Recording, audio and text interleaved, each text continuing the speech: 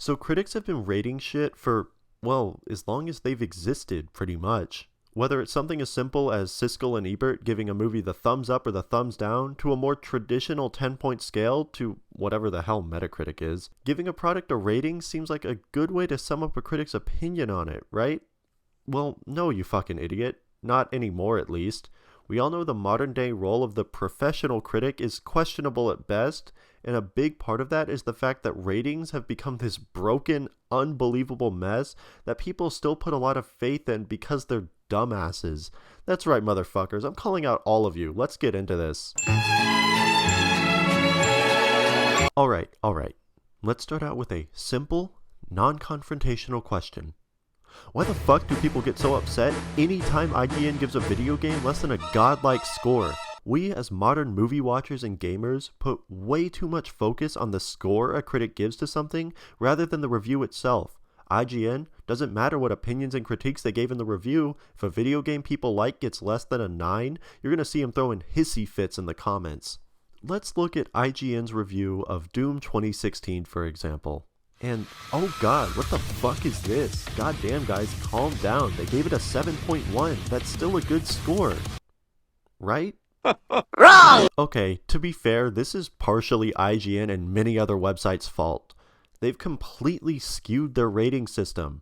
Let's go over what a proper scale for this shit should be. We'll do a 1 to 10 scale because that's what seems to be the most common, but if you want to do out a 5 or some shit, just do the math, you asshole.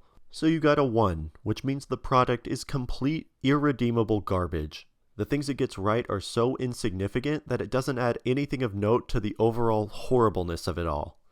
Then you got a 2 and a 3, where the product is still overall pretty bad, but it has a few good ideas or redeemable qualities to it, even if they still aren't enough to save it overall.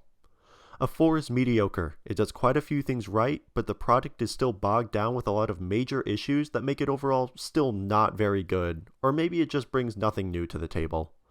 A 5 is completely average. It does a lot of things right and a lot of things wrong. It's neither good or bad. A 6, naturally then, is above average. The product does more things right than wrong and is still overall good, even if there are still a few major issues that can be pretty troublesome and could still be lacking in the originality department. A 7 is overall very good. The product might have some occasional issues, but it's not enough to take away from the numerous good things it does. An 8 is great. The product has very few notable issues and brings a lot of good ideas and great things to the table. A 9 is fantastic. The product might still have a tiny amount of minor issues, but they're more than overshadowed by great original ideas and amazing execution of those ideas, to the point that those issues are hardly even worth mentioning. A 10 is as close to perfection as something can get. The product is full of incredible, unique ideas and executes them all incredibly well. Whatever issues it might have are so minor and insignificant compared to the whole thing that they aren't even worth mentioning. And there you have it, a decent rating scale. Now, logically in this scale, most products are going to land around the 4 to 6 range, kind of like a bell curve. Something would need to be doing something special or different to get it out of there, be it a new idea or great execution of its ideas to go higher, or incompetence and or a notably bad idea to go lower.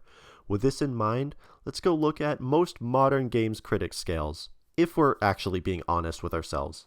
So we got a 10, which either means the game is a masterpiece or it's just really good. A 9 can range from amazing to sometimes mediocre. They often cite major issues in games that they still give a 9. An 8 can range from the game is great to the game is bad, and pretty much anything below that is seen as bad. They're completely schizophrenic and rarely give anything below an 8, probably because they get paid by game companies to get early copies and shit, so they don't want to give it a bad score. I mean, scroll through IGN's website, the vast majority of modern releases get an 8 or higher. Like, what the fuck?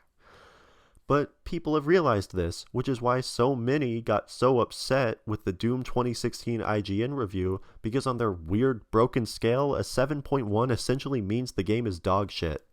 Now, should people really be getting that upset over one guy's opinion? Well, no. Especially since the vast majority of people love Doom 2016 anyway. They're just being toxic. I think the game's really good myself, and I find it really ironic that on a proper rating scale, I would probably also give it a 7 out of 10, but that just goes to show you how broken their scale is. Also, what the fuck is up with the decimals? A 7.1? What the hell does that mean?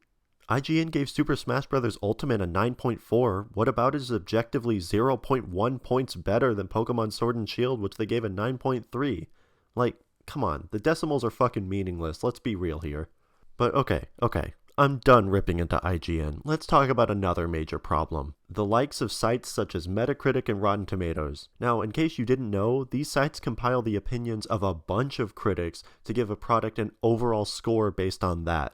They go about it in different ways though. Metacritic takes a bunch of different review scores and finds the average score of all of them to put on a game, while Rotten Tomatoes takes numerous critics' opinions of a movie and turns it into a percentage based on the number of critics who liked the movie versus the number of critics who didn't. Both of these are very flawed because you're essentially taking a simplification of someone's opinion, a score, or simply whether or not they liked something, and making it into even more of a simplification by combining it with sometimes hundreds of other opinions. On Metacritic, this isn't as much of an issue, but on Rotten Tomatoes, a critic could say that this was the best film they've ever seen, and another critic could say, it was just okay, and both of those opinions would be considered equally positive on the scale.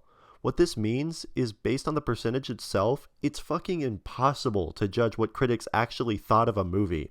Not to mention, some of the percentages on there are very surprising. Like, what the hell? Phantasm's only at 73%? That movie's a fucking masterpiece. What are you talking about? Okay, to be fair, that's much more of a niche movie. Let's look at something pretty universally liked, like Forrest Gump. Oh my god, it's only at 70. That's even lower. That's it. Bring out the pitchforks.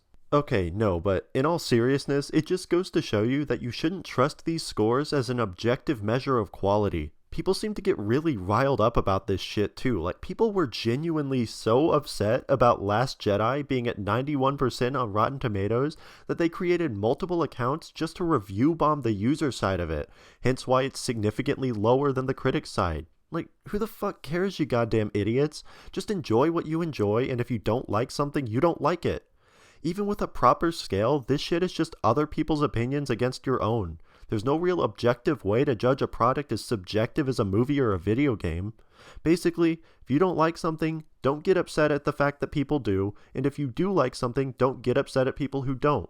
And especially, no matter what, don't get upset at a fucking meaningless number some guy put on a website. Jesus fucking Christ, you guys are so goddamn stupid.